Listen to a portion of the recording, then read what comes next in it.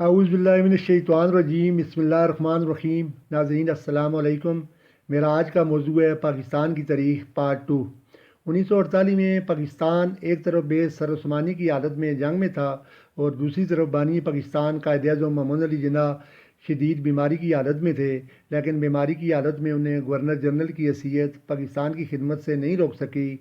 قائد اعظم محمد علی جناح کے دور حکومت میں مشکلات بہت زیادہ تھیں، لیکن ان کا حوصلہ بہت بلند اور جوان تھا۔ ان کے دور میں مالی حالات خراب ہونے کے ساتھ ساتھ 70 لاکھ مہاجرین کا اضافی بوجھ بھی پاکستان کے کندھ پر آن پڑا۔ ان مشکلات کے علاوہ ایک مسئلہ یہ تھا کہ آزادی کے وقت پاکستان کا کوئی آئین موجود نہیں تھا، اس لیے 1935 کے برطانوی آئین میں تھوڑی بہت تبدیلی کے بعد اس کو پاکستان میں نافذ کیا گیا۔ پاکستان 30 ستمبر 1947 کو اقوام متحدہ کا رکن بنا۔ اس سے پہلے صرف ایران نے پاکستان کو تسلیم کیا اور فرانس میں پاکستان کا پرچم سب سے پہلے لہرایا گیا۔ یہ بات بہت کم لوگوں کو معلوم ہوگی کہ جب پاکستان اقوام متحدہ کا رکن بنا تو دنیا میں صرف ایک ملک تھا جس نے پاکستان کو تسلیم کرنے سے انکار کیا، اور وہ ملک کوئی غیر اسلامی ملک نہیں تھا بلکہ ہمارا ہمسایہ اسلامی ملک افغانستان تھا۔ یہ تھے وہ حالات جنہوں نے قائد اعظم محمد علی جناح کو خطرناک بیماری کی حالت میں زیارت بلوچستان سے کراچی لانے پر مجبور کیا۔ جب آپ کراچی ایئرپورٹ پر اترے تو بیماری سے نڈال تھے۔ ان کو یہاں سے لانے کے لیے ایک انتہائی پرانی ایمبولینس بغیر نرس کے آئی، اور ستم بے ستم یہ کہ ایمبولینس قائد اعظم کو ان کی رہائش گاہ پر لانے سے پہلے ہی راستے میں خراب ہو گئی۔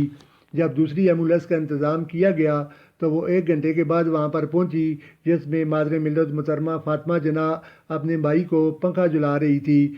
سوال یہ پیدا ہوتا ہے کہ خراب ایمبولینس بھیجنا سازش تھی یا بے سر عثمانی سے لڑتی ریاست میں کمیونیکیشن کا مسئلہ تھا؟ ایسا کہنا بھی درست ہوگا کہ قائد اعظم کی آمد کا لیاقت علی خان کو بالکل علم نہیں تھا۔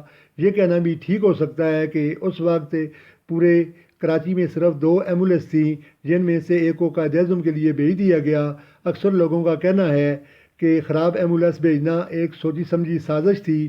جب قائد اعظم محمد علی جناح اپنی رہائش گاہ پر پہنچے تو بیماری سے بری طرح نڈال تھے اور کپ کپی طاری تھی۔ اس وقت بھی ان کے ساتھ ان کی بہن محترمہ فاطمہ جناح اور ڈاکٹر کے علاوہ کوئی تیسرا شخص موجود نہیں تھا۔ وہاں موجود لوگوں کے مطابق ان کی زبان پر آخری الفاظ تھے اللہ، پاکستان۔ یہ الفاظ ان کی زبان سے نکلنے کے ساتھ ہی وہ اپنے خالق حقیقی سے جا ملے۔ ان کے جنازے میں تقریباً 6 لاکھ لوگوں نے شرکت کی۔ ان کا جنازہ ان کی وصیت کے مطابق علامہ شمیر احمد عثمانی نے پڑھائی اور خواجہ ناظم الدین کو پاکستان کا دوسرا گورنر جنرل نامزد کر دیا گیا۔